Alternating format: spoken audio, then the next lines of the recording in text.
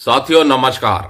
आज की वीडियो में हम बात करेंगे, अगर आपकी डिसेबिलिटी एट्रीब्यूटेबल टू है और रिलीज मेडिकल बोर्ड में आपका 20% से कम रिकमेंड है तो आपको डिसेबिलिटी पेंशन रिजेक्ट कर दी जाती है। उसके बाद आपके पास क्या ऑप्शन है? क्या आपको अब कोर्ट केस करना पड़ेगा, अपील डालना पड़ेगा? तो आज पूरा इस मामले के ऊपर विस्तार से बात करेंगे। चैनल पर नए हैं तो सब्सक्राइब कर लीजिए और अपने पर्सनल किसी pension, disability pension, invalid pension से संबंधित जानकारी के लिए इस नंबर से संपर्क कर सकते हैं। कंसल्टेशन फीस हम चार्ज करते हैं।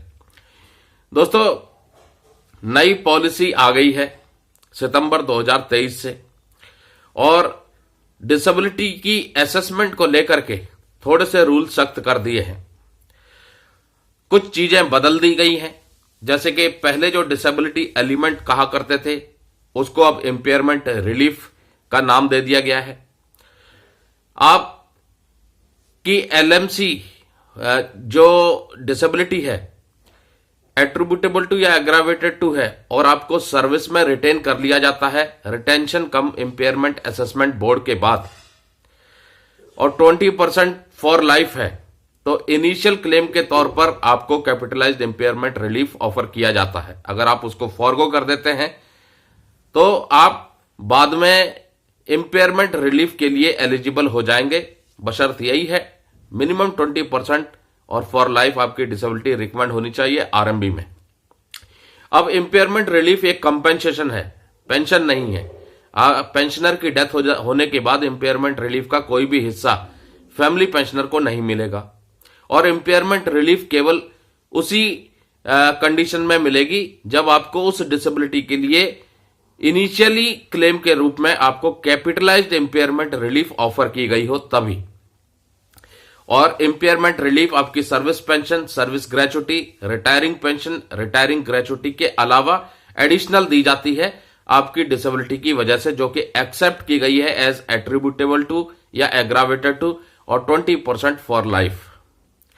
अब एट्रीब्यूटेबल टू है डिसेबिलिटी लेकिन 20% से कम है, डिसेबिलिटी पेंशन रिजेक्ट हो गई, आरएमबी हुआ, डिसेबिलिटी पेंशन रिजेक्ट हो गई। अब आपके पास ऑप्शन क्या है? क्या आप अपील डालें, क्या आप कोर्ट केस करें, या कुछ और भी ऑप्शन है? जी हां दोस्तों, एक और ऑप्शन है जिसको हम कहते हैं कि एक बार इस्तेमाल आपको जरूर करना चाहिए।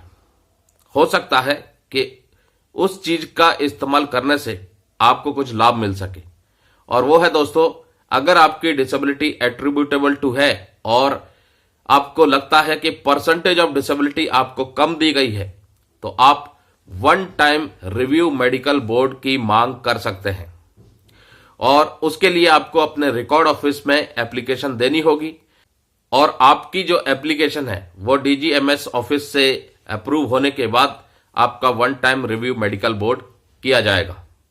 और one time review medical board army hospital research and referral यानी AHRR न्यू दिल्ली में किया जाएगा। तो ये एक ऑप्शन और है अपील और कोर्ट केस के अलावा। अगर आपको लगता है कि आपकी जो डिसेबिलिटी है उसमें परसेंटेज कम दी गई है और एट्रीब्यूटेबल टू सर्विस है तो आप one time review medical board की मांग जरूर करें। हो सकता है कि one time review medical board में चीजें बदल जाएं। तो दोस्तों, अधिक जानकारी के लिए RIAB, invalid medical board, pension, disability pension, impairment relief, capitalised impairment relief, इन सब की जानकारी के लिए आप हमसे इस नंबर पर संपर्क कर सकते हैं। कंसल्टेशन फीस हम चार्ज करते हैं। नमस्कार, जय हिंद, जय भारत दोस्तों।